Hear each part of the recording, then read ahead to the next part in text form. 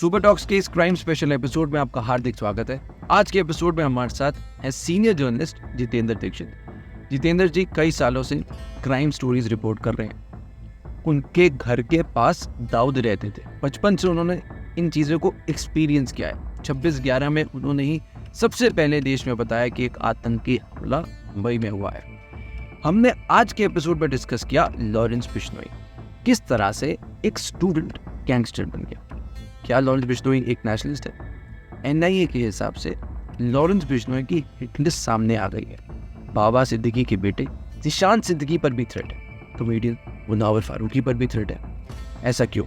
सलमान खान को ऐसा क्या करना चाहिए जिससे कि लॉरेंस बिश्नोई का थ्रेट उन पर खत्म हो सके?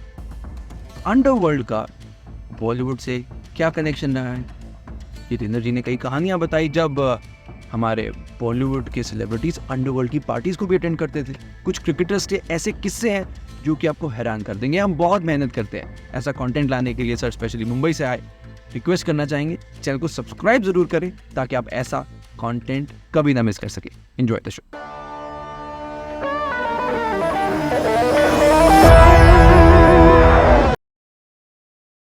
मेरा घर और दाऊद इब्राहिमी का घर जब वो मुंबई में रहता है हार्डली 1 किलोमीटर के फासले पर है। और बचपन से मैंने बहुत कम उम्र से अपने इलाके में वायलेंस काफ़ी देखी है। जैसे दिल्ली शेख कैसा इलाका है उसी टाइप का मुंबई 3 इलाका है, मतलब एकदम मिलता जुलता। माइनॉरिटी कम्युनिटी, पतली सकली गलियाँ, पुरानी इमारतें और इलाके के गली मोहल्ले के गुंडे। तो उस इलाके ने बहुत बड़े पैमाने पे वायलेंस देखी। पठान गैंग और दाऊद गैंग में जो गैंग वॉर होता था वो मेरे इलाके में ही हुआ। फिर 92-93 में जो सांप्रदायिक दंगे हुए तो वो सबसे भीषण दंगे मेरे इलाके में ही हुए। बहुत लोग मरे। तो ये आपने सब विटनेस किया अपने आप? सब मैंने बहुत कम उम्र में, जब मैं 8वीं-9वीं में था उस एज से मैं सारा कुछ देख रहा हूँ। जो आतंकी हमले हुए तो एक बम धमाका जो 12 मार्च वाला हमारे इलाके में हुआ था। आपने कभी दाऊद इब्राहिम को देखा? नहीं, दाऊद को नहीं देखा, लेकिन हमारे घर में चर्चा होती थी कि दाऊद ने आज ये कर दिया, दाऊद ने आज वो कर दिया। और मैंने व्यक्तिगत तौर पे मैंने और डॉन से बात की है। मैंने छोटा राजन से बात की है, मैंने अरुण रोजी से बात की है, मैंने अश्विन नायक से बात की है और रवि पुजारी से बात की है। तो बाकी इस तरह के डॉन से मेरी बातचीत तो हुई है, उनके फ़ोन आते थे मुझे, बट दाऊद इब्राहिम के साथ नहीं। फ़ोन क्यों आते थे आपको? फ़ोन इसलिए आते थे कि किसी का मर्डर करने के बाद वो जिम्मेदारी लेने के लिए फ़ोन आते थे।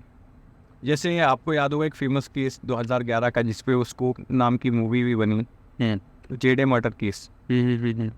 तो उस मर्डर के बाद में छोटा राजन ने मुझे फ़ोन किया था, और उसके पहले भी बहुत बार बहुत सारे मर्डर्स को लेकर। तो क्लेम द रिस्पॉन्सिबिलिटी कि बताना चाहता है कि हमने किया, सबको बताओ। बेसिकली क्या है कि अंडरवर्ल्ड का काम करने का तरीका ही एक को मारो सबको डराओ, और जब तक लोग उनसे डरेंगे नहीं उनको पैसे क्यों देंगे? Fear is currency for them. Okay. तो सर आपको इतने साल हो गए हैं इस इंडस्ट्री में, एज अ जर्नलिस्ट सभी चीज़ों को पढ़ने का, एक्सपीरियंस करने का आपके पास हैंड्स ऑन एक्सपीरियंस है। सो अभी आप अगर न्यूज़ चैनल खोलेंगे हर जगह लॉरेंस बिश्नोई का नाम। मैं आपसे एक सिंपल सा सवाल पूछना चाहता हूँ, क्योंकि आप इतने सारे लोगों से मिलते हैं जो कि ऑलरेडी डॉन हैं, जो कि गैंगस्टर्स हैं। लॉरेंस बिश्नोई एक स्टूडेंट है और आप चेहरे को देखोगे तो लगता ही है कि कॉलेज स्टूडेंट है, नाइस गाय, अच्छी फैमिली, सब कुछ अच्छा है। तो एक स्टूडेंट गैंगस्टर कैसे बन गया? देखिए, इसमें स्टूडेंट गैंगस्टर कैसे बन गया, अगर हम लॉरेंस बिश्नोई के बारे में पढ़ें, उसका बैकग्राउंड अगर हम जानें तो ये पता चलता है वो था तो अच्छे घर का, लेकिन वो स्टूडेंट पॉलिटिक्स में इंटरेस्टेड था। छात्र राजनीति में वो शामिल हुआ। फिर छात्र राजनीति ऐसी रही कि उसमें वायलेंस भी हुआ, उसमें मारकाट भी हुई, और उसमें जो राइवलरी थी कई बार उस राइवलरी के चक्कर में हिंसा हो जाती थी। और जो लॉरेंस बिश्नोई का ग्रुप था या उसके दोस्तों का ग्रुप था, जिनको लॉरेंस बिश्नोई जिस ग्रुप को सपोर्ट करता था पंजाब यूनिवर्सिटी के स्टूडेंट्स काउंसिल में, उनका जिन राइवल ग्रुप्स के साथ झगड़ा था तो अक्सर जो है खून खराबा भी हुआ। और ऐसे ही मामले में लॉरेंस बिश्नोई फंस गया। अब लॉरेंस बिश्नोई खुद अपने एक इंटरव्यू में बताता है कि मैं तो स्टूडेंट पॉलिटिक्स में था, मुझे तो इस तरह से जेल भेजकर जो है मतलब ये क्रिमिनल बना दिया गया। आज देखिए नहीं हुआ। हाँ कोई कोई प्रूफ नहीं हुआ, तो ये उसका कहना था। अब बेसिकली ये बात सही भी है कि कई बार ऐसे लोग जो बड़े गुनहगार नहीं होते हैं वो जेल में जाने के बाद में बहुत ही बड़े गुनहगार बन जाते हैं, बड़े अपराधी बन जाते हैं। और जेल में जाने के बाद होता ये है कि उनको एक्सपोजर एक तरह से क्राइम वर्ल्ड के साथ हो जाता है, क्योंकि जेल में बड़े बड़े अपराधी कैद होते हैं, कई गिरोहों के माफिया कैद होते हैं, और वो ऐसे लोगों को ढूंढ रहे होते हैं जो कि जेल के बाहर उनके काम करें, उनके काम को अंजाम दें। तो जेल मैं कहूँगा कि अंडरवर्ल्ड के लिए सबसे बड़ा रिक्रूटमेंट ग्राउंड भी होता है। सर अभी जो मैं लॉरेंस बिश्नोई का डेटा पढ़ता हूँ तो थोड़ा सा हैरानी भी होती है। अभी रिपोर्ट्स के हिसाब से लॉरेंस बिश्नोई के भारत देश में, अपने देश में 1000 शूटर्स हैं। सिर्फ इंडिया में नहीं, बैंकॉक, थाईलैंड, हर जगह उनका कलेक्शन बहुत स्ट्रॉन्ग है। जन पंजाब में हुआ, फादर पुलिस में थे, 5 साल के थे जब वो सलमान खान का केस हुआ, जिस पर हम आएंगे। सोपो उन्होंने जो अपना पॉलिटिकल ग्रुप स्टार्ट किया, वहाँ पर एक और रिपोर्ट्स के हिसाब से एक और चीज़ बड़ी सामने आई कि इनकी गर्लफ्रेंड थी, और इनका जो इनकी जो ओपोनेंट गैंग थी उन्होंने उनकी गर्लफ्रेंड को मारा, जिसके बाद से और वायलेंट हो गए। लॉरेंस बिश्नोई गैंग के बारे में मैंने एक चीज़ ऑब्जर्व की, वो ये है कि ये कई छोटे छोटे गैंगस्टरों के का फेडरेशन टाइप का है। इन तमाम गैंगस्टरों ने मिलकर कोलैबोरेट करके इस गैंग को एक नाम दिया है, एक ब्रांडिंग की है लॉरेंस बिश्नोई गैंग के तौर पर। अब ये लोग करते क्या है, इनकी जो टेक्निक है, आप इनके अंजाम दिए गए कुछ मामलों को अगर ऑब्जर्व करेंगे तो ये करते हैं कि किसी को कॉन्ट्रैक्ट देते हैं, कॉन्ट्रैक्ट वाला सब कॉन्ट्रैक्ट देता है मारने का, वो किसी और को देता है। अल्टीमेटली जो शख्स गोली चला रहा होता है किसी के ऊपर, उसे ये नहीं मालूम होता कि सुपारी किसने ओरिजिनेट की, मारने का ठेका किसने दिया, और उसका मोटिव क्या है। यहाँ पर भी आप बाबा सिद्दीकी के मामले को देख लीजिए। मुंबई के जिन लोगों ने गोली चलाई उनको ये नहीं पता है कि मोटिव क्या था बाबा सिद्दीकी को मारने का। उनको बोला गया 50-50 हज़ार रुपये तुम्हें मिलेंगे, ये फोटो है, इस आदमी को मारना है, वो उन्होंने किया।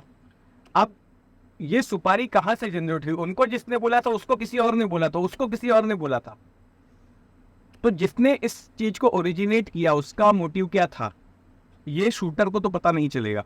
ओके, तो ये गैंग कुछ इसी तरह से ऑपरेट करता है। तो बाबा सिद्दीकी का आपने नाम लिया, तो क्या मोटिव क्या था बाबा सिद्दीकी को मारने के? देखिए, बाबा सिद्दीकी की हत्या क्यों हुई, इसको लेकर 3 बड़े जो है ना एंगल से जांच हो रही है। ओके, पुलिस भी जांच कर रही है और हम क्राइम रिपोर्टर्स भी इस तरह की चर्चा कर रहे हैं कि आखिर क्या हो सकता है बाबा सिद्दीकी की हत्या के पीछे का कारण।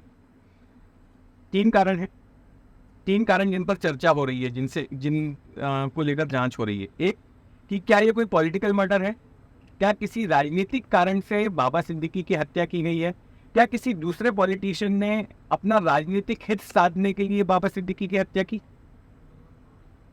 मुझे इस थियोरी में दम नहीं लगता है, क्योंकि मुंबई में इस जैसे मर्डर जो है आम नहीं है। मुंबई के पड़ोस में एक सबब है, एक छोटा सा टाउन है उल्लासनगर, वहाँ पर इस तरह की वारदातें हुई हैं, या फिर यूपी बिहार में इस तरह से होता है कि कोई एक पॉलिटिशियन दूसरे पॉलिटिशियन को पॉलिटिकल रीजन से मरवाता है। लेकिन जहाँ तक बाबा सिद्दीकी का सवाल है, जितना मैं बाबा सिद्दीकी को जानता रहा हूँ और जितना मैंने उनके बारे में इस केस के ताल्लुक से पढ़ा है, तो मुझे ऐसा नहीं लग रहा कि किसी राजनेता ने उनकी हत्या करवाई होगी। ये कोई पॉलिटिकल किलिंग है।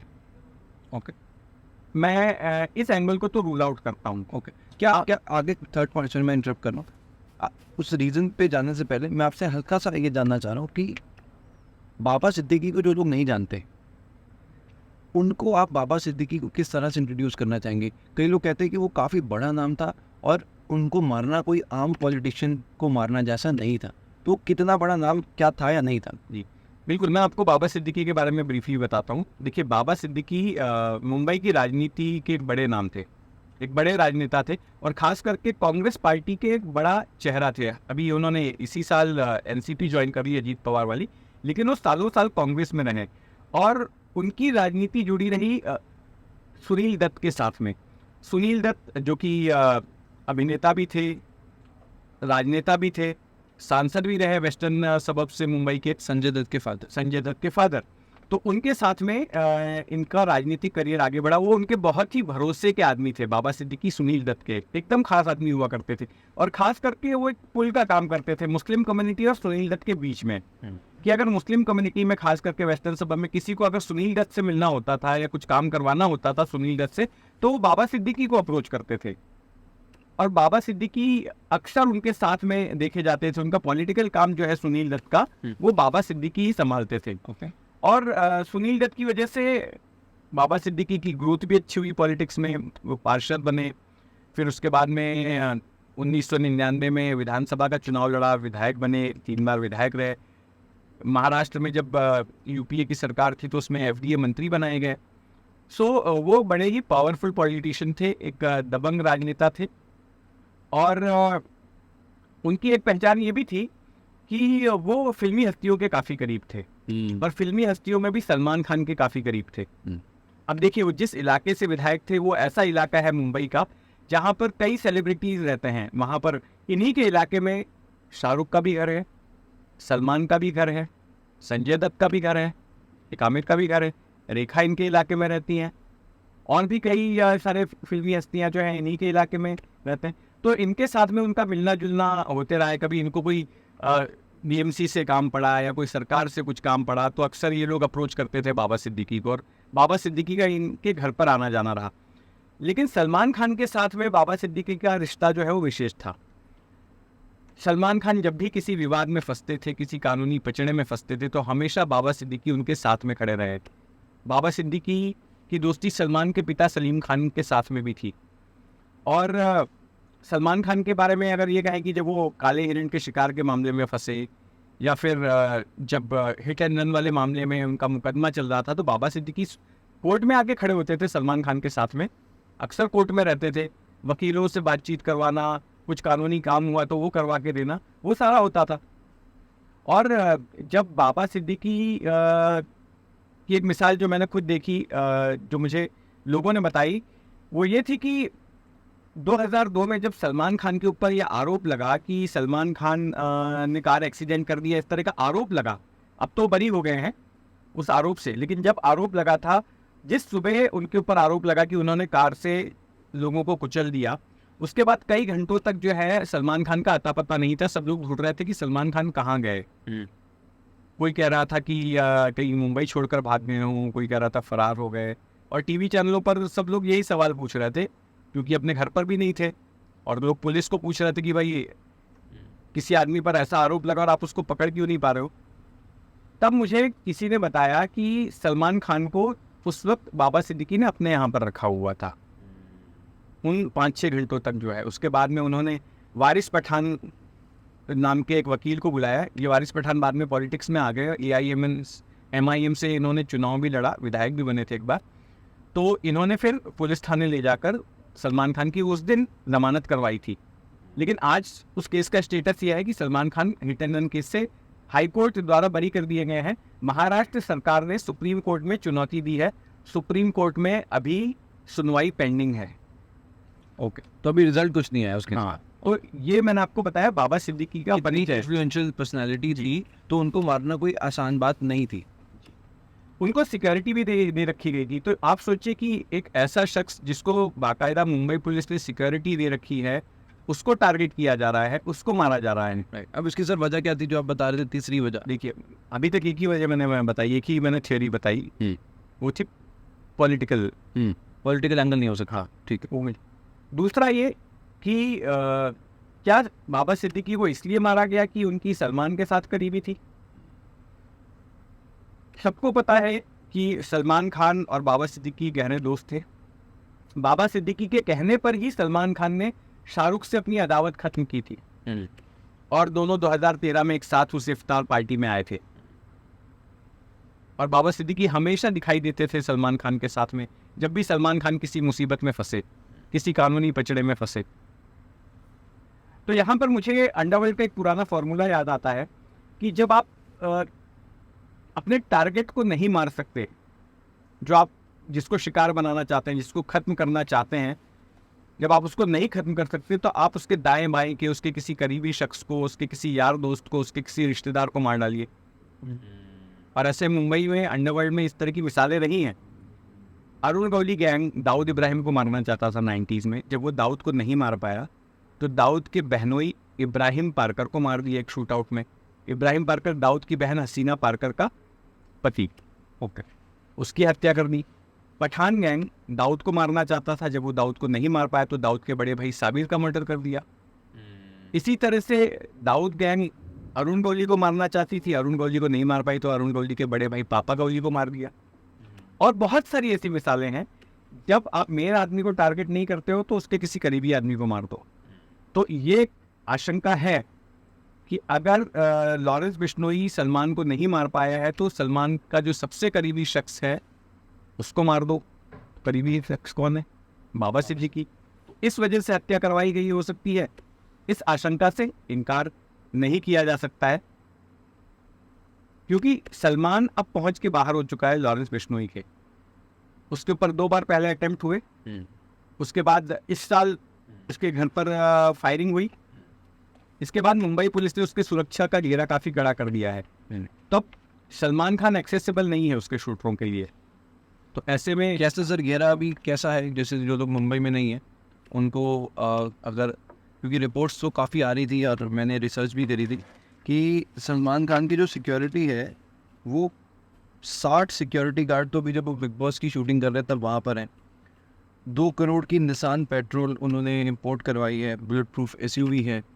तो क्या वाइपर सिक्योरिटी भी दी गई है सलमान खान को? जी देखिए, सलमान खान को सिक्योरिटी का घेरा जो है ना वो 2-3 लेवल का है। अच्छा, थोड़ा सा समझाएंगे क्या? हाँ, देखिए, पहली बात, सलमान की पूरी फैमिली को सिक्योरिटी दी गई है। नॉट जस्ट सलमान, उनके पिता को, उनके भाई को, उनके घर में और जो लोग रहते हैं उन सभी को दी गई है। उनके जो गैलेक्सी अपार्टमेंट बैंड्रा में है उनका घर, उसको एक तरह से आप देखेंगे कि एक किले में तब्दील कर दिया गया है। इतनी सिक्योरिटी है, और उनके घर के आसपास के एरिया में पुलिस की सिक्योरिटी है। तो ये हो चुका है। दूसरी बात यह है कि अब उनके मूवमेंट पर भी है ना, पुलिस ने बहुत सारे रिस्ट्रिक्शंस लगा दिए हैं सिक्योरिटी कारणों से।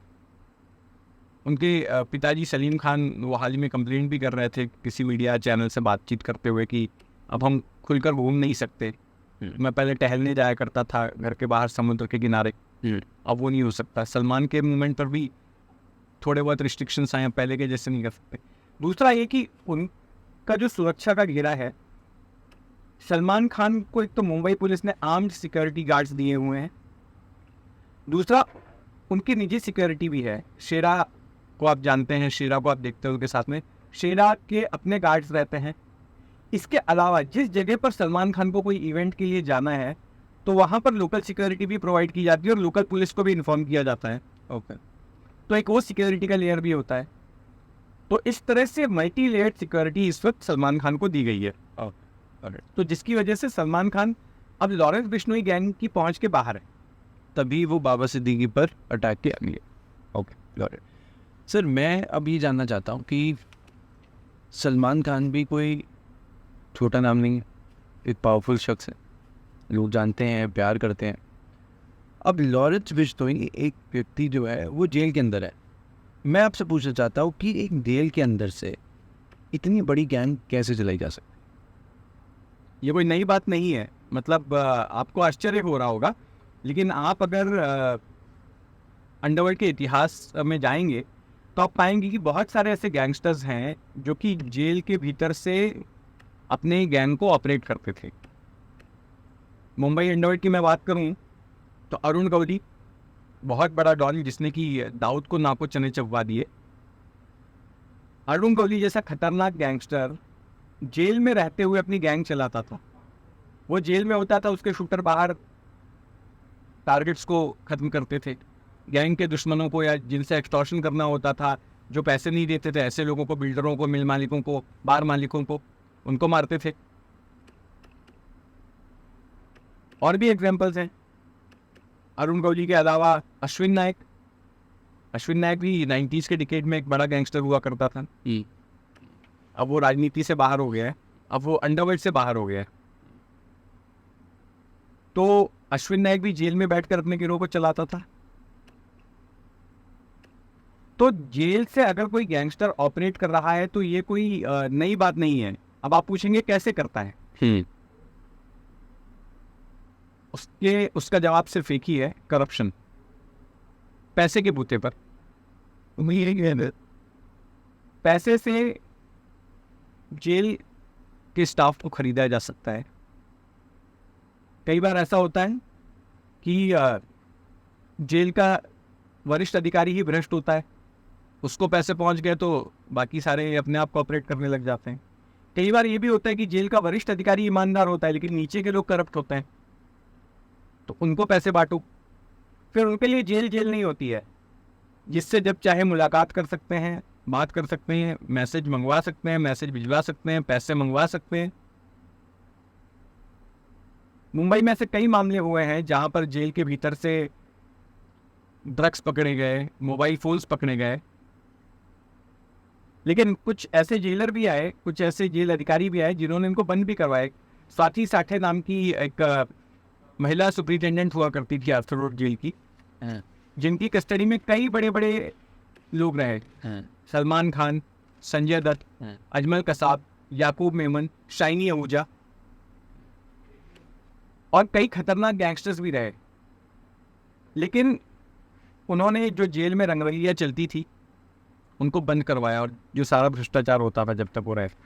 तो देखिए, भ्रष्टाचार के बूते पर, पैसे के बलबूते पर कोई भी गैंगस्टर जेल में रहते हुए भी अपने गुनों को चला सकता है।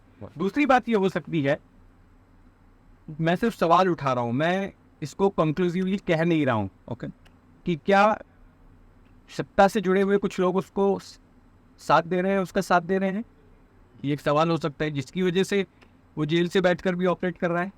ऐसे एलिगेशंस लग रहे हैं, ऐसे सवाल उठाए जा रहे हैं कि क्या कहीं पावर में बैठे लोगों की मदद से तो अपना काम नहीं कर रहा है वो। तो ये भी है। सर, अब जैसे आपने दाऊद की बात करी, तो काफ़ी लोग कहीं ना कहीं कनेक्शन बिल्ड करने की कोशिश कर रहे थे कि हो सकता है कि लॉरेंस का कुछ दाऊद के साथ कनेक्शन हो। हालांकि इंटरव्यू में लॉरेंस ने बोला कि हमारा कुछ कनेक्शन नहीं है, हम अपने देश के हित के लिए काम ही आएंगे, कभी देश के खिलाफ नहीं जाएंगे। और साथ में ही एक तीसरा जो इसमें एंगल आ रहा है वो ये कि जो पुलिस ने भी दिया कि कहीं ना कहीं लॉरेंस बिश्नोई अपनी जगह दाऊद को रखना चाहता है, और बॉलीवुड में जिस तरह से दाऊद का खौफ था वैसे ही लॉरेंस बिश्नोई आना चाहता है। तो आप किस पर खड़े हैं और आपकी क्या प्रतिक्रिया है? ठीक है, आपने एक साथ बहुत सारे सवाल पूछ लिए हैं और मतलब मुझे उनको टुकड़े टुकड़े करके जवाब देने प्लीज़। तो पहला तो आपका एक सवाल ये था कि क्या दाऊद से उसके लिंक्स हैं। तो मैं बता दूं कि दाऊद जब भारत छोड़ के भागा उसके कई सालों बाद तो लॉरेंस बिश्नोई पैदा हुआ। 1986 में दाऊद जो है मुंबई छोड़कर भाग गया था।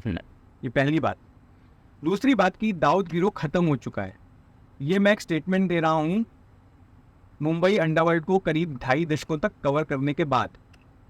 डी कंपनी ने जो आखिरी गोली मुंबई शहर में चलाई थी वो नवंबर 2002 में चलाई थी। उसके बाद से डी कंपनी ने मुंबई शहर में एक भी वारदात को अंजाम नहीं दिया है। जो आखिरी गोली चलाई गई थी वो चलाई गई थी अली नांजियानी नाम के एक केबल ऑपरेटर के ऊपर, क्योंकि उस केबल ऑपरेटर का दाऊद के भाई नूर इब्राहिम के साथ, जिसको नूरा कहते हैं, उसके साथ में कोई विवाद था। उसकी वजह से छोटा शकील ने उसको मरवा दिया था। उसके बाद में हम देखते हैं कि उसके अगले ही साल 2003 में दाऊद का भाई इकबाल कास्कर डिपोर्ट करके यूएई से भारत ले आया जाता है, और तब मुझे लगता है कि उसके बाद से दाऊद ने अपने ऑपरेशन को मुंबई में ख़त्म कर लिया। और अब तो करीब हम कह सकते हैं कि 22-23 साल हो गए हैं डी कंपनी की तरफ से कोई भी बड़ी वारदात को अंजाम नहीं दिया गया मुंबई शहर में। हाँ, ये ज़रूर है कि दाऊद के जो दूर के नाते रिश्तेदार वगैरह हैं वो दाऊद के नाम से दादागिरी करते आए हैं, डराते धमकाते आए हैं, छिटपुट वारदातों को अंजाम देते आए हैं, और बीच बीच में दाऊद के मरने की खबर आ जाती है, या फिर दाऊद के नाम पर एक पॉलिटिशियन दूसरे के ऊपर एलिगेशन लगा देता है। ये सब होते रहता है। बट हकीकत में देखें, अगर आप डीपली स्क्रूटिनाइज करेंगे तो आप ये पाएंगे कि 2002 के बाद से डी कंपनी ने मुंबई में काम करना ही बंद कर दिया। तो दाऊद इब्राहिम की गैंग अब एक्टिव नहीं है। दाऊद जिंदा है, मर गया है, वो एक अलग विषय है, लेकिन उसका गिरोह जो है 20 साल से ऊपर के समय से एक्टिव नहीं है। एक बात। दूसरी बात, जो आपने ये सवाल पूछा कि क्या दाऊद की जगह भरने की कोशिश कर रहा है लॉरेंस बिश्नोई, इसमें दम हो सकता है। वो इसलिए क्योंकि अगर मैं मुंबई अंडरवर्ल्ड की बात करूं तो मैं यहाँ पर तुलना करना चाहूँगा आज के वक्त की और 90s के डिकेड की। 90 के डिकेड में क्या हो रहा था कि मुंबई शहर पर अंडरवर्ल्ड हावी हुआ करता था। मुंबई शहर में 5 बड़े गैंग्स रूल करते थे। दाऊद इब्राहिम का गैंग, छोटा राजन का गैंग, अरुण गौली का गैंग, अश्विन नायक का गैंग और अबू सलीम का गैंग। इनके शूटर जो है आए दिन एक दूसरे के लोगों को तो मारते ही थे, लेकिन बिल्डर्स को, कारोबारियों को, ट्रेडर्स को, मिल मालिकों को, बार मालिकों को उनकी हत्याएं भी करते थे एक्सटॉर्शन के लिए। फिर मुंबई पुलिस ने कड़ी पॉलिसी अपनाई, अनऑफिशियल पॉलिसी ऑफ एनकाउंटर्स। पकड़कर पुलिस इनके शूटर्स को मारने लग गई। या फिर Maharashtra control of organised crime act, MCOCA जिसको कहते हैं, इस जैसे सख्त कानून को ले आया गया, उनके तहत इनकी गिरफ्तारी हुई।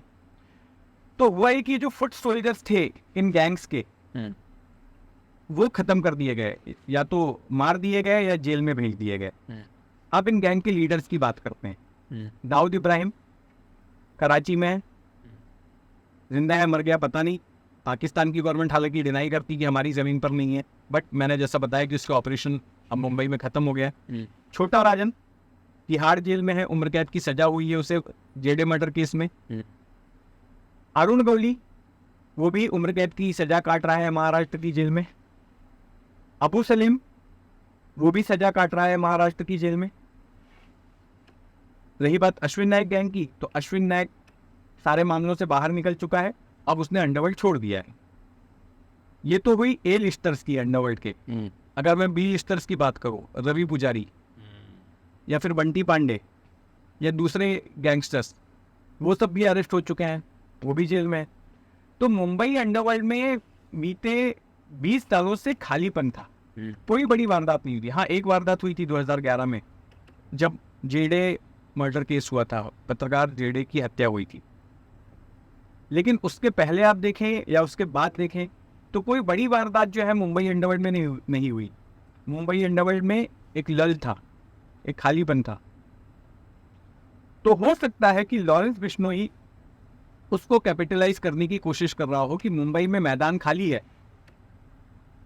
कोई है ही नहीं उसको चैलेंज करने के लिए, कोई राइवल है ही नहीं, तो फियर मॉन्जरिंग करके इस तरह की वारदातों को अंजाम देकर लोगों में खौफ पैदा किया जाए और उनसे पैसे वसूले जाएं। अब तक 2 बड़ी वारदातें ही हुई हैं बिश्नोई गैंग की तरफ से मुंबई में, एक सलमान के घर पर फायरिंग और दूसरी बाबा सिद्दीकी की हत्या। लेकिन अब ये देखना होगा कि क्या आगे भी इस तरह की वारदातों को अंजाम देता है बिश्नोई का गैंग।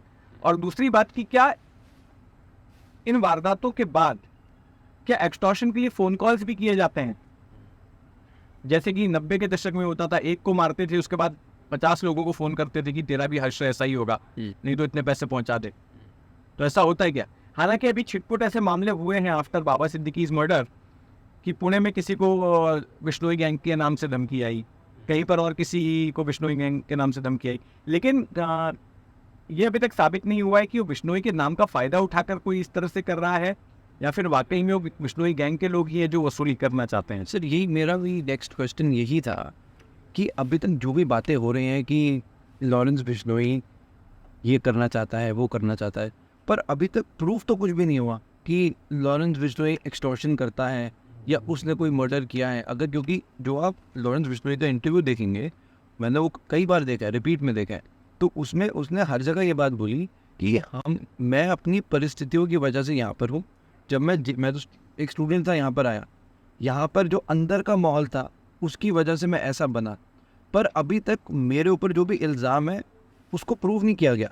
तो हम लॉरेंस बिश्नोई को गैंगस्टर किस बिहाफ पे बोल रहे हैं? देखिए, ऐसा है कि पहली बात, हर आरोपी अपने आप को निर्दोष बताता है और जनरली जो नेचुरल जस्टिस की बात अगर हम करें तो जब तक कि कोई अपराधी जो है, जब तक कि कोई आरोपी वो अदालत की ओर से दोषी साबित नहीं हो जाता, तब तक हम उसे गुनहगार कैसे कह सकते हैं? तो सर 10 साल हो गए, अभी तक एक आरोपी। लेकिन ऐसा है कि यहाँ पर आप ये भी देखिए ना कि वो इंटरव्यू देकर मान रहा है कि वो ऑर्गेनाइज्ड क्राइम सिंडिकेट का सदस्य है। उसने इंटरव्यू में सलमान को जान से मारने की धमकी दी ना।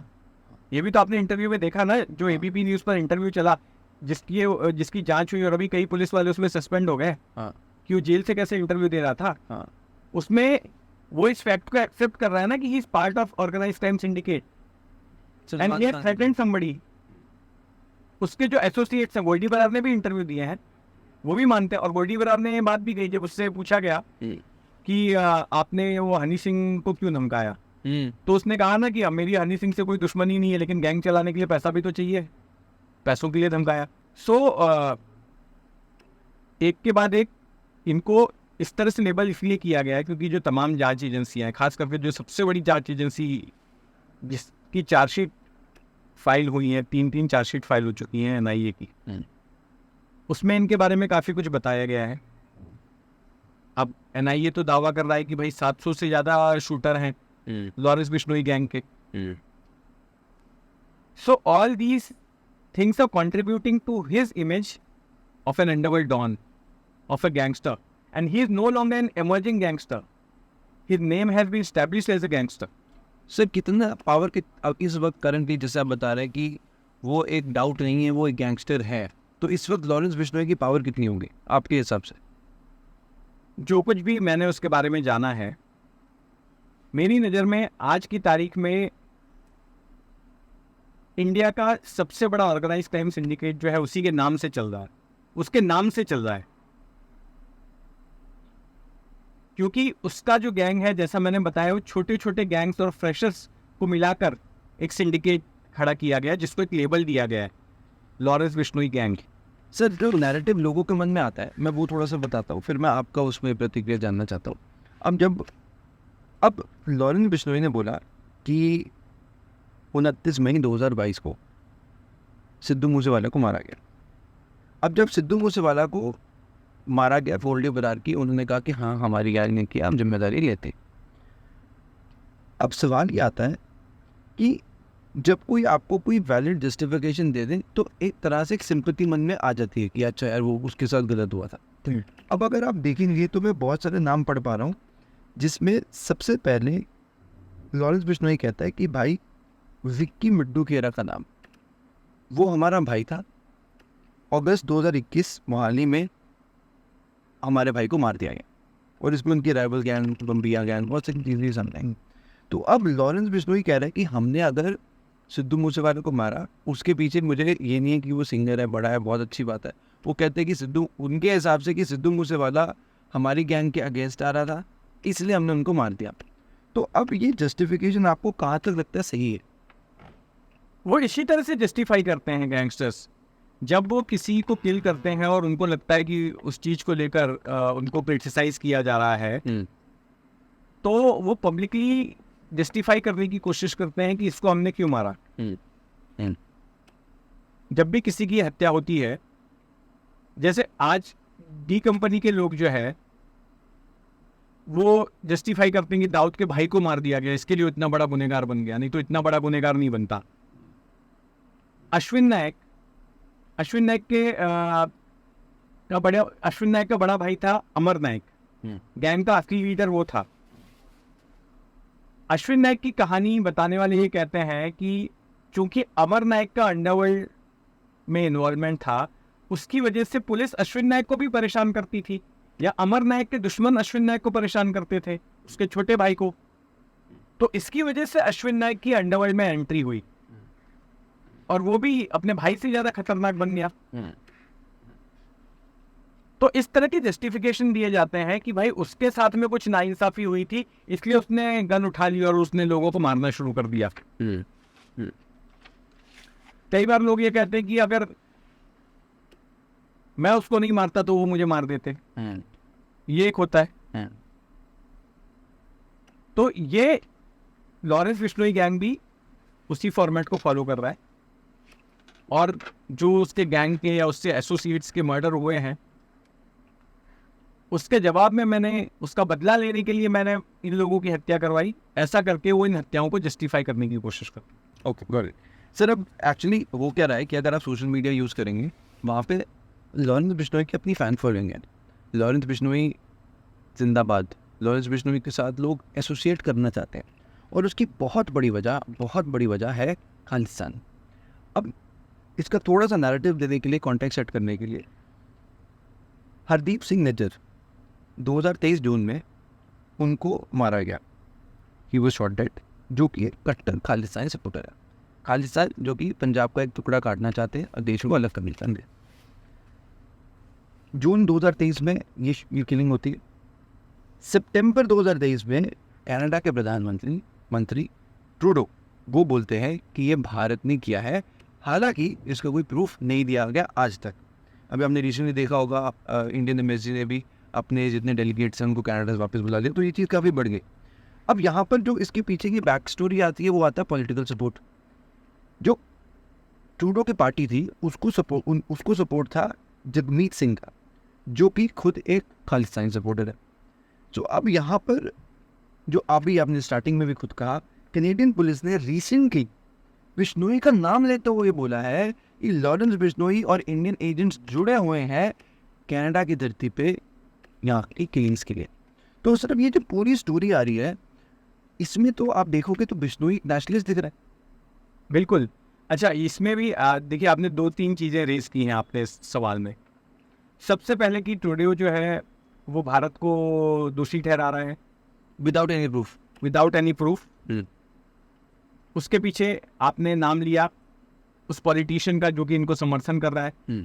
तो पॉलिटिकल रीजन से to cater to a particular vote bank, एक विशेष वोट बैंक के तुष्टीकरण के लिए उसने ये आरोप लगाया कि भारत इस तरह से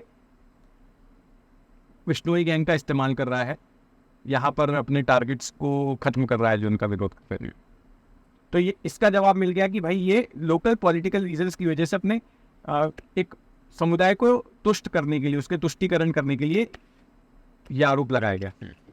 दूसरी बात कि क्या लॉरेंस बिश्नोई हमारी एजेंसियों के लिए एसेट है? क्या वो हमारी खुफिया एजेंसियों के लिए एसेट है? मैं इसको हाँ या ना में नहीं कहूँगा, लेकिन मैं आपको ये बताना चाहूँगा कि भूतकाल में कई देशों की खुफिया एजेंसीज गैंगस्टरों का इस्तेमाल करते आई हैं अपने मिशंस को अंजाम देने के लिए दूसरे देशों की ज़मीन पर। यह फॉर्मेट सबसे पहले मुझे लगता है CIA ने शुरू किया, अमेरिकी खुफिया एजेंसी ने। जब क्यूबा में फिडेल कास्ट्रो की हत्या करवाना चाह रहा था अमेरिका, तो CIA ने क्या किया कि क्यूबा के माफियाओं के साथ में हाथ मिलाया और कई सारे अटेम्प्ट्स किए गए थे कास्ट्रो को ख़त्म करने के लिए। अच्छा, इसी CIA ने पाकिस्तान की खुफिया एजेंसी ISI को भी ट्रेनिंग दी। ISI को ऑर्गेनाइज करने के पीछे CIA का बहुत बड़ा रोल रहा है। हम और आप जानते हैं कि अमेरिका और पाकिस्तान के कितने अच्छे रिश्ते हुआ करते थे भूतकाल में। तो अमेरिका ने CIA के ज़रिए पाकिस्तानी एजेंसी, खुफिया एजेंसी ISI को खड़ा किया। ISI ने क्या किया? हिंदुस्तान में खून खराबा करवाने के लिए हिंदुस्तान की क्रिमिनल गैंग D कंपनी का इस्तेमाल किया। मुंबई में बम धमाके करवाए, कई सारी किलिंग्स भी करवाई। उसी तरह से हमारी देश की एजेंसी ने भी छोटा राजन का इस्तेमाल किया ISI के लिए काम करने वाले लोगों को खत्म करने के लिए, दाऊद के लोगों को खत्म करने के लिए। नेपाल में मिर्जा दिलशाद बेग नाम का एक आदमी हुआ करता था, एक पॉलिटिशियन हुआ करता था, जो ISI के लिए काम करता था और इंडिया के हित के अगेंस्ट में काम कर रहा था। हमारी एजेंसियों ने इंडियन गैंगस्टर्स का इस्तेमाल करके नेपाल में उसको खत्म करवाया और दुबई, शारजा में भी कुछ लोगों के शूटआउट्स करवाए। सिंपल सा फॉर्मूला है, दुश्मन का दुश्मन अपना दोस्त होता है। दाऊद का दुश्मन कौन? छोटा राजन। छोटा राजन से दोस्ती की और काम हुआ, दाऊद के खिलाफ काम करवाया। तो कहने का मतलब मेरा यह है कि सरकारें, ये सरकारी एजेंसियां, खुफिया एजेंसियां हमेशा से ऑर्गेनाइज क्राइम सिंडिकेट का इस्तेमाल करते आई हैं अपने मिशंस को अंजाम दिलवाने के लिए। तो क्या इस बार भी हो रहा है? क्या भारत सरकार बिश्नोई को यूज़ करके खालिस्तानियों को मरवा रही है? इस तरह का आरोप कनाडा की तरफ से लगाया जा रहा है, लेकिन लॉरेंस बिश्नोई का मामला बड़ा विचित्र है। विचित्र मैं इस तरह से कहूंगा कि एक तरफ तो लॉरेंस बिश्नोई पर यह आरोप लग रहा है कनाडा सरकार की तरफ से कि बिश्नोई गैंग का इस्तेमाल करके खालिस्तानियों को मरवाने की साजिश रची जा रही है। दूसरी तरफ खुद बिश्नोई गैंग पर भारत में ही आरोप लग रहा है कि खालिस्तानियों से मिले हुए। एनआईए की चार्जशीट पढ़िए आप, बब्बर खालसा इंटरनेशनल के साथ इस गैंग के लोगों के संबंध है। सर, कहीं इस बात को सेटल करने की कोशिश तो नहीं की जा रही कि बाहर से वो लोग ऐसा कह रहे हैं, यहाँ पे ऐसी बात फैला दो ताकि हम, मतलब बेसिकली सरकार अपना उल्लू सीधा करना चाह रही है बाहर को? ये हो सकता है, इसके पीछे इस तरह की रणनीति हो सकती है, लेकिन ऑन रिकॉर्ड आप एनआईए की चार्जशीट्स पढ़ेंगे तो उसमें आप पाएंगे अभी पंजाब पुलिस के खुफिया विभाग के मुख्यालय पर हमला हुआ था कुछ वक्त पहले, आरपीजी अटैक हुआ था, तो उसमें जिन लोगों के नाम आए वो पता चला इस गिरोह से जुड़े हुए हैं। तो एक तरफ इस गिरोह के ऊपर आरोप लग रहा है कि ये खालिस्तानियों के साथ इसकी सांठगांठ है, दूसरी तरफ कनाडा की सरकार आरोप लगा रही है कि ये तो खालिस्तानियों को मरवा रहा है। तो बड़ी विचित्र स्थिति है कि आखिर में है क्या मामला। आप कहाँ खड़े? देखिए, जिस तरह से लॉरेंस बिश्नोई साबरमती की जेल में है, संरक्षण में है, जेल के प्रोटेक्शन में, और बाहर उसने जो वारदातें की हैं तो अलग अलग राज्यों की पुलिस उससे पूछताछ तक नहीं कर पा रही है उसको अपनी कस्टडी में लेके, क्योंकि सीआरपीसी के एक सेक्शन के तहत जो है रोक लगा दी गई है उसके मूवमेंट पर। मुंबई पुलिस अब तक पूछताछ नहीं कर पाई है सलमान के हत्या फायरिंग के मामले में। तो ये कहीं ना कहीं ये शक जनरेट करता है और ये सवाल खड़ा करता है कि क्या लॉरेंस बिश्नोई को सरकार का समर्थन मिल रहा है। मैं सिर्फ ये कह रहा हूं, ये शक पैदा कर रहा है। मैं दावे के साथ ये नहीं कहता हूं कि ऐसा है ही, लेकिन एक क्रिमिनल जो कि जेल में है, जेल से बैठकर अपनी गैंग ऑपरेट कर रहा है, जेल से बैठकर इंटरव्यूज भी करता है, देता है चैनलों को, वीडियो कॉल भी करता है, और जब बाहर वारदात होती है किसी राज्य में तो वहां की पुलिस आके उसको कस्टडी भी नहीं ले सकती क्योंकि उस सेक्शन के तहत उसको रोक लगा दी गई है उसके मूवमेंट पर, ये कहते हुए कि इसको कहीं ले जाया गया तो राइवल गैंग की ओर से इसको खतरा है या फिर लॉ एंड ऑर्डर की प्रॉब्लम हो सकती है, वो जो प्रोविजन है उस कानून में। तो इससे ये शक पैदा होता है और ये सवाल खड़ा होता है कि क्या लॉरेंस बिश्नोई को सरकार शह दे रही है, ये सरकार अपने किसी काम के लिए इस्तेमाल कर रही है। ज़रूर, इसका जवाब हम कमेंट्स में ज़रूर जानना चाहेंगे लोगों का, इस पे क्या प्रतिक्रिया है। सर, मैं आगे के तरफ जाना चाहता हूँ, लॉरेंस बिश्नोई के अगले कदम क्या है? एनआईए ने एक लिस्ट जारी करी, इस लिस्ट में उन्होंने बताया कि लॉरेंस बिश्नोई की हिट लिस्ट में सलमान खान के अलावा कौन कौन है। मैं चाहता हूं मैं उनके नाम लूँगा और उसके बाद आप उस पर प्रतिक्रिया बताएं कि ऐसा क्यों हो सकता है। सलमान खान, रीज़न तो आई थिंक सबको पता ही है। बाबा सिद्दीकी के बेटे ज़ीशान सिद्दीकी को भी इस हिट लिस्ट में देखा गया। क्यों? हाँ, ये जो जानकारी आई इन शूटर से आई, जिन लोगों को पकड़ा गया बाबा सिद्दीकी की हत्या के बाद, तो ये शूटर्स कहाँ के थे? शूटर्स जो है नॉर्थ के थे, उत्तर प्रदेश के थे, हरियाणा के थे, और अब तक इस मामले में करीब 1.5 दर्जन लोगों की गिरफ्तारी हो चुकी है। अलग अलग शूटर्स के अलावा भी उनको हथियार किसने पहुंचाए, राजस्थान से कोई पकड़ा गया है, कोई पनवेल से पकड़ा गया है, कोई हरियाणा पंजाब से पकड़ा गया है, तो कई लोगों की गिरफ्तारी हो चुकी है। और उनसे पूछताछ का मैं निचोड़ आपको बता रहा हूँ कि इनको ये बोला गया था कि बाबा सिद्दीकी के साथ अगर जीशान सिद्दीकी दिखे तो उसको भी मार दो, या जो दिखे उसको मार दो। तो ये लोग टारगेट पर थे, जीशान भी टारगेट पर था। उस वक्त में जीशान अलग कार में ट्रैवल कर रहा था, जब ये वारदात हुई तो बाबा सिद्दीकी के साथ मौजूद नहीं था, वो अलग कार में ट्रैवल कर रहा था। सर, ज़ीशान सिद्दीकी के अलावा एक बहुत बड़ा नाम सामने आया है एक लिस्ट में, वो था मुनावर फारूकी का।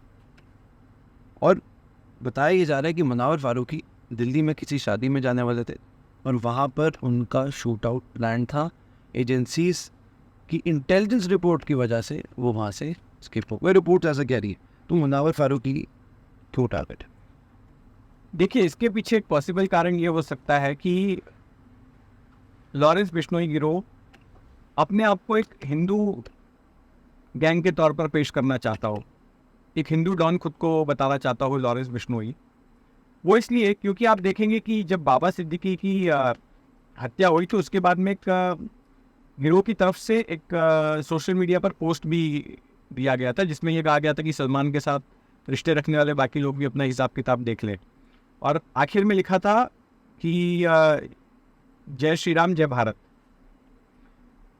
तो इस तरह से उस पोस्ट को एंड करने का मतलब क्या था? आप कहीं ना कहीं पे ये संदेश देना चाह रहे हो कि हम जो है हिंदुत्ववादी हैं या हम हिंदुत्व के संरक्षक हैं और हम एक हिंदुत्ववादी डॉन है। ऐसा पहले भी हो चुका है कि किसी गैंगस्टर ने खुद को राष्ट्रवादी या हिंदुवादी बताया हो। छोटा राजन की अगर हम बात करें तो 1994 में छोटा राजन दाऊद गिरोह से अलग हुआ तो उसने भी यही कारण बताया कि दाऊद तो देशद्रोही है, उसने मुंबई में बमकांड करवाए। और फिर छोटा राजन करता क्या था कि जितने लोग मुंबई बमकांड के मामले में अरेस्ट हुए थे डी कंपनी के, वो जब जमानत पर बाहर आते थे तो छोटा राजन के शूटर उनकी हत्या कर देते थे। तो ऐसा करके छोटा राजन एक संदेश देना चाहता था कि मैं एक देशभक्त डॉन हूं।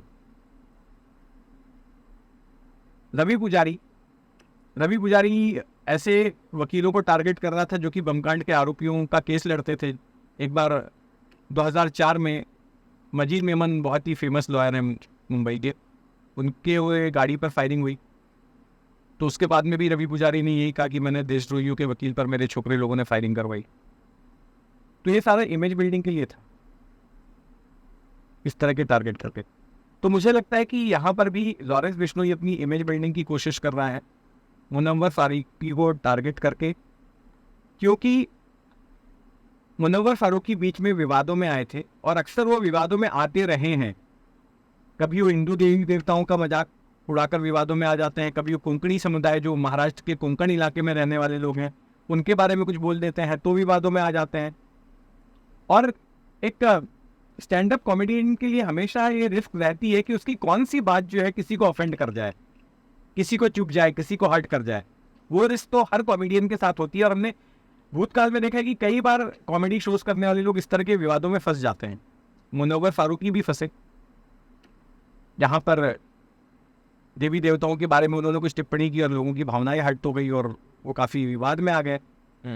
तो ऐसे में मुनव्वर फारूकी को टारगेट करके लॉरेंस बिश्नोई हो सकता है कि अपने आप की एक छवि बना रहा हो कि वो एक हिंदू डॉन है और हिंदू देवी देवताओं के अपमान करने वाले को बर्दाश्त नहीं करेगा। अब सलमान के पीछे क्यों पड़ा है वो? कि उसका आरोप यही है कि सलमान खान ने बिश्नोइयों की भावनाओं को ठेस पहुंचाई काले हिरण का शिकार करके। वो माफ़ी मांग ले तो बात खत्म हो जाए, नहीं तो उसके शूटर उसको मार डालेंगे। तो आए दिन धमकी दे रहा है, उसके गिरोह की ओर से धमकी आ रही है। तो ये इमेज बिल्डिंग के लिए इस तरह के टारगेट ये लोग चुनते हैं, इनके पीछे पैसा मकसद नहीं होता है।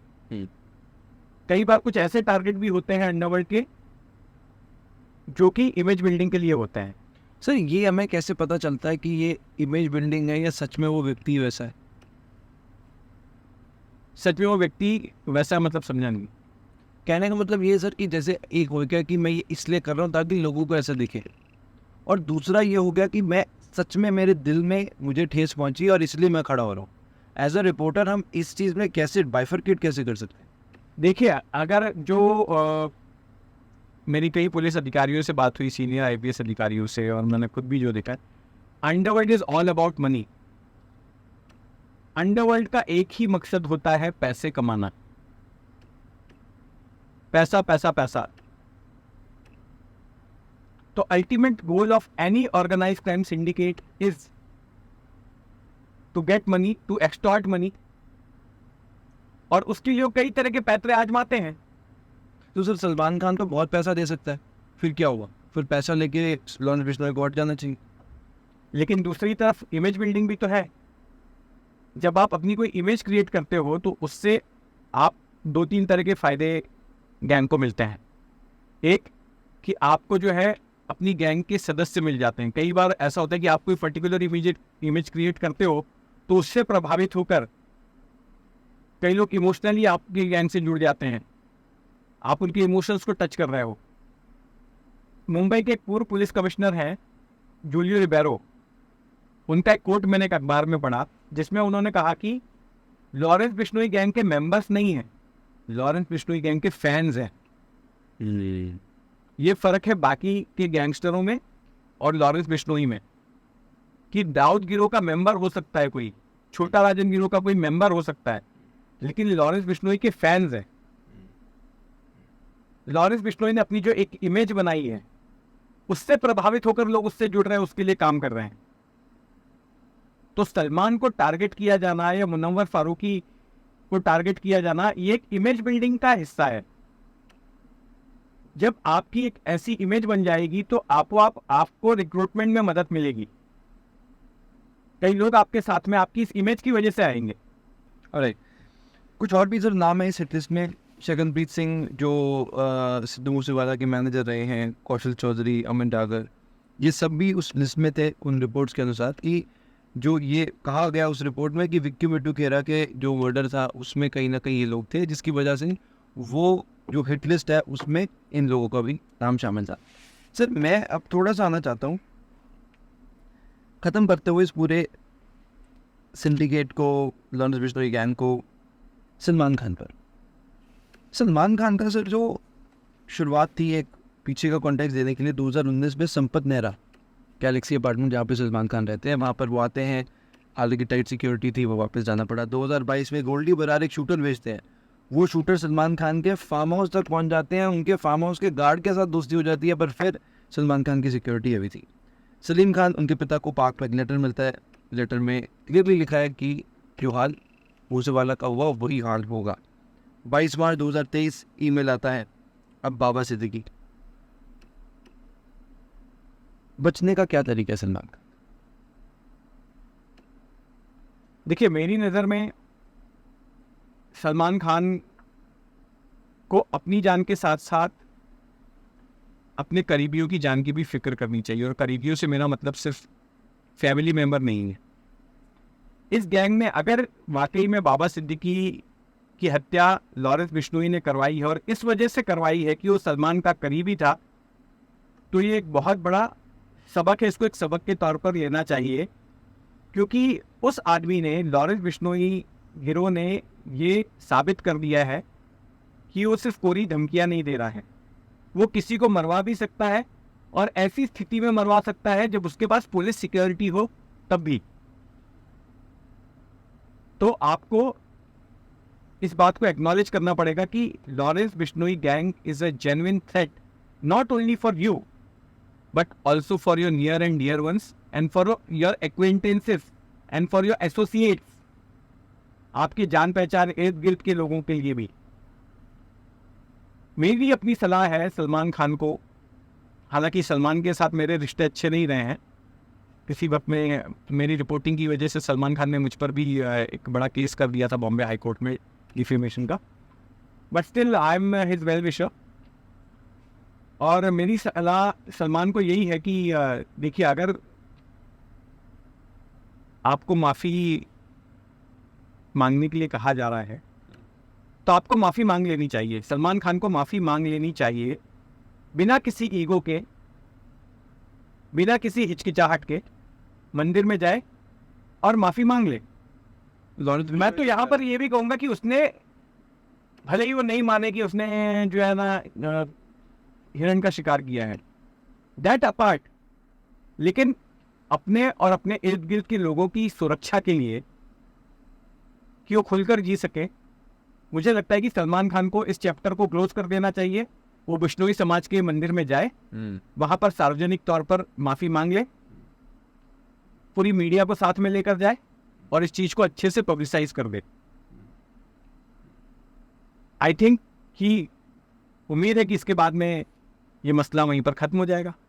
पर सर, सलमान खान के पिता सलीम खान ने जो इंटरव्यू दिया था उसमें उन्होंने कहा कि अगर सलमान वहाँ पर माफ़ी, लॉरेंस बिश्नोई ने क्लियरली बोला है कि हम कुछ नहीं चाहते, हम कुछ नहीं करेंगे, इमेज बिल्डिंग वगैरह कुछ नहीं। मुक्तिधाम मुकाम मंदिर है बीकानेर राजस्थान में, वहाँ पर सलमान खान जाके माफ़ी मांगने मैं पैर भी पड़ लूँगा। सलीम खान ये कहते हैं कि अगर ये वो कर ले, सलमान खान ये कर लेगा तो इसका मतलब उसने अपनी गलती को मान लिया कि हाँ मैंने वो ब्लैक बक को मारा था। तो फिर आपको क्या लगता है, सलीम खान ने तो कहा कि वो तो चीज़ उल्टी पड़ जाएगी कि हमने उस गुनाह को मान लिया अगर माफ़ी मांगी तो। ऐसा है कि वही बात है, ये करके ये बात तो निश्चित है कि वो एक्नॉलेज करेंगे पब्लिकली कि उन्होंने ये काम किया है, ये बात तो है। लेकिन दूसरी तरफ एक क्रिमिनल ट्रायल भी चल रहा है ना, अपील में गया, उनका मामला अपील में है, और अदालत तो जो सबूत आएगा सामने उसके बेसिस पर अपना फैसला सुनाएगी। जोधपुर की कोर्ट ने उनको दोषी करार दिया था, उसके बाद मामला अपील में गया, सेंटेंस उनका सस्पेंड हुआ। तो कानून अपनी तरीके से काम करेगा, लेकिन पब्लिकली अगर आप कोर्ट के बाहर कोई एक्स्ट्रा जुडिशियल कन्फेशन कर रहे हो, तो अब ये अदालत को देखना है कि क्या उस एक्स्ट्रा जुडिशियल कन्फेशन को कानूनी प्रक्रिया का हिस्सा माना जाए, या फिर ये माना जाए कि सलमान खान ने सिर्फ इसलिए ये कहा है ताकि लॉरेंस बिश्नोई गैंग शांत हो जाए और उसके पीछे ना पड़े। ये अदालत को उसके बाद तय करना होगा। सलमान खान ऑन रिकॉर्ड ये मान नहीं रहा है, कानूनी तौर पर ये मान नहीं रहा है कि उन्होंने शुरू से काले हिरण को मारा है। उन्होंने तो कहा कि एक हिरन मर गया ओवर ईटिंग की वजह से, बहुत सारी चीजें। हाँ, वो तो ठीक वो है, शुरू से उन्होंने हाँ। आज तक नहीं माना। लेकिन दूसरी तरफ अगर वो सार्वजनिक तौर पर मंदिर में जाकर बोल देते कि हाँ मुझे माफ कर दीजिए, गलती हो गई है, बात खत्म, और बात खत्म कीजिए, मुझसे गलती हो गई, आपके हिसाब से ये बेटर ऑप्शन है सलमान? हाँ, अगर ये कर देते हैं। लेकिन फिर कल को उसी बयान को लेकर कोई कोर्ट में जाता है कि देखो एक्स्ट्रा जुडिशियल कन्फेशन है सलमान खान का, कि वहां पर तो उन्होंने माफी मांग ली, इसका मतलब जो है उन्होंने ये किया था, यही तो बात है।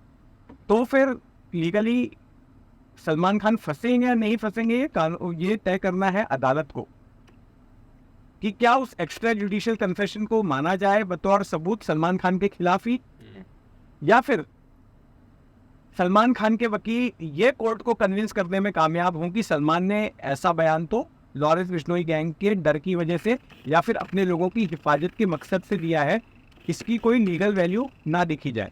Right, got it. सर मैं अब इस केस से हटकर थोड़ा सा बॉलीवुड को और अंडरवर्ल्ड को समझना चाहता हूँ, अंडरवर्ल्ड और क्रिकेटर्स के रिश्ते को भी समझना चाहता हूँ। तो ब्रीफली मैं थोड़े जो हमने लिस्ट डाउन किए थे, काफ़ी सारी चीज़ें थी।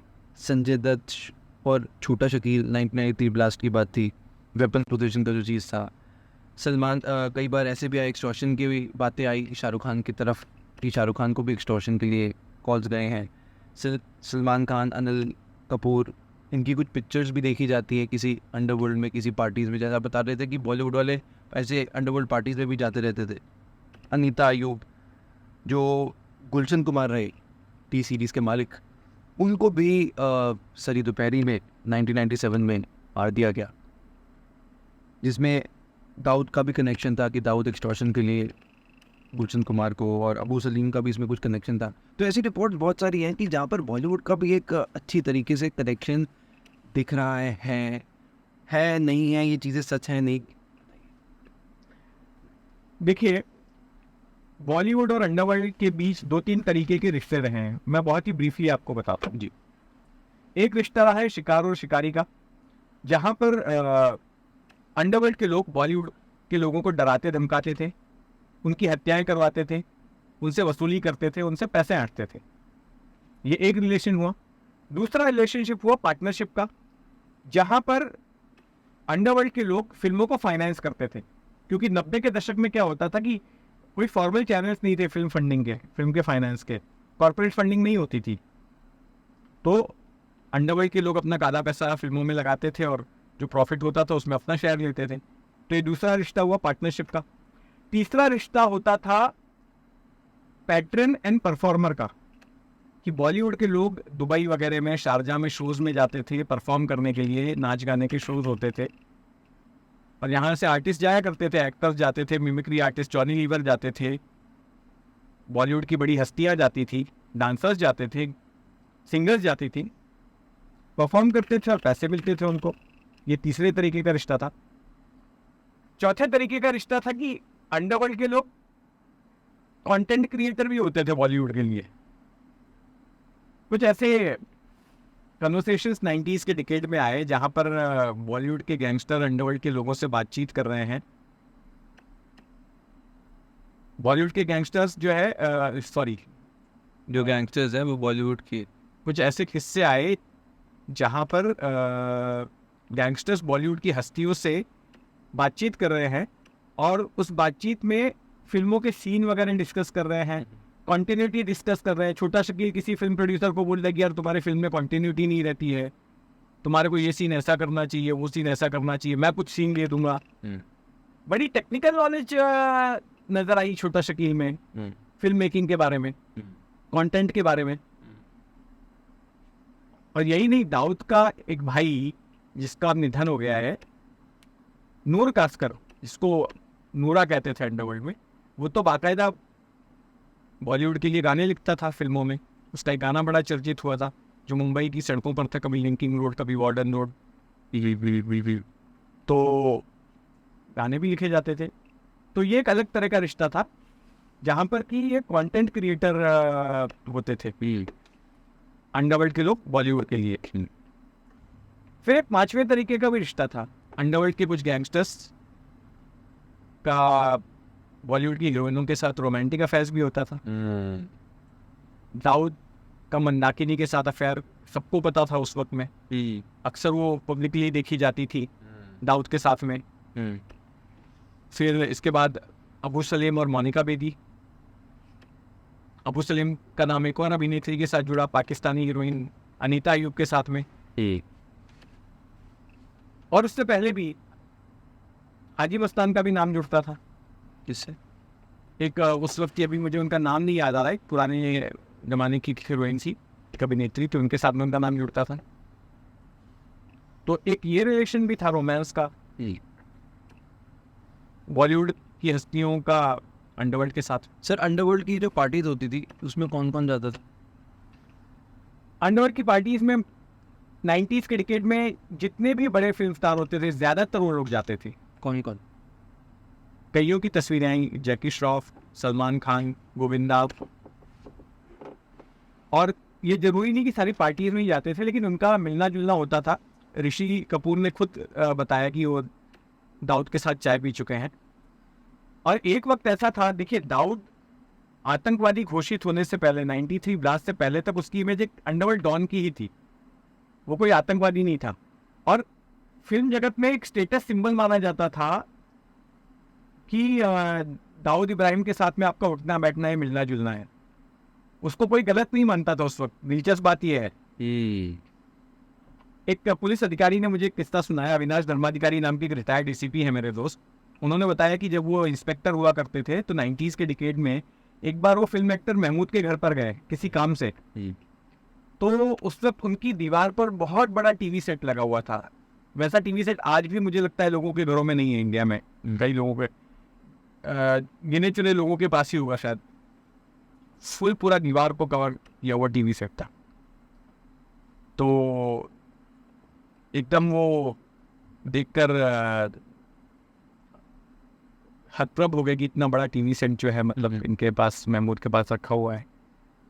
तो महमूद ने देखा कि ये इतना आश्चर्यचकित होकर अधिकारी देख रहे हैं। तो उन्होंने अविनाश धर्माधिकारी बोला, पता है ये टीवी किसने दिया? अविनाश धर्माधिकारी बोला, नहीं, बताइए। दाऊद भाई ने। तो वो बेसिकली जताना चाह रहा था कि see how close I am to Dawood. रेपो बनानी चाह रहे हैं ना, यार ये टीवी सेट। तो उस वक्त ये दौर ऐसा था। मतलब कहने का मतलब एक स्टेटस सिंबल की ओर देखा जा रहा था। सर, मैं क्रिकेटर्स के बारे में भी जानना चाहता हूँ, क्योंकि क्रिकेटर्स का और बैटिंग का बहुत बड़ा सिलसिला रहा है शुरू से। चाहे बहुत बड़े बड़े नाम भी रहे जो कि कॉन्स्पिरेसीज में रहे, जो कि इन्वॉल्व रहे हैं बैटिंग में। तो अंडरवर्ल्ड और क्रिकेटर्स का इन स्पेसिफिक कौन कौन थे जो अंडरवर्ल्ड के साथ लिंक थे? देखिए, ऐसा है कि दाऊद का क्रिकेट के साथ भी दो तरह का रिश्ता था। अच्छा। दाऊद एक तो क्रिकेट का बहुत बड़ा फैन था। इनफैक्ट जब वो बड़ा क्रिमिनल बना उससे पहले साउथ मुंबई की पाकमुड़ी स्ट्रीट में उसने अपने दोस्तों के साथ में एक क्रिकेट क्लब बनाया हुआ था जिसका नाम रखा था आज़ाद ग्रुप, और वो जो गली क्रिकेट होता है उसके टूर्नामेंट्स वगैरह में पार्टिसिपेट करता था। तो तभी से उसको शौक था। फिर जब वो 1986 में भारत से भागकर दुबई गया, तो दुबई में भी जब दुबई शारजा वगैरह में जब वहाँ पर मैचेस होते थे यूएई में, तो अक्सर वो वहाँ पर देखा जाता था। और दिलचस्प बात यह है कि वो भारत का झंडा लहराता था, इंडिया का फैन था, इंडियन क्रिकेट टीम का फैन था, और भारत की जीत की कामना करता था। तो ये बात बड़े ही आज सुनने में आश्चर्य करने वाली लगेगी और गले ना उतरे, लेकिन तब ऐसा था लेट 80s में और अर्ली 90s में। तो एक ये रिलेशन था दाऊद का क्रिकेट के साथ में। दूसरा रिलेशन था पैसे का, कि दाऊद गिरोह के लोग जो है वो बड़े पैमाने पर क्रिकेट की बैटिंग में पैसा लगाते थे, सट्टा खेलते थे, और फिर बाद में आगे चलकर आरोप लगा कि मैच फिक्सिंग भी करवाते थे। और क्रिकेटर्स का भी नाम आया काफ़ी, कई क्रिकेटर्स का भी नाम आया। अब उन दिनों में क्या होता था कि कुछ क्रिकेटर्स जो हमारे यहाँ पर जब मैं न्यूज़ चैनल में काम करता था तो वो एज ए स्टूडियो गेस्ट के तौर पर आते थे, तो वो किस्सा सुनाते हैं बिना नाम लिए हुए कि दाऊद अक्सर जब वहाँ पर टीम जाती थी दुबई में, तो मैच के बाद में पार्टीज़ वगैरह रखता था। उसमें पाकिस्तान के क्रिकेट प्लेयर्स भी आते थे और शाम को पार्टीज़ वगैरह होती थी, और उसमें खाना पीना सब कुछ चलता था, टीम्स के लिए रखी जाती थी।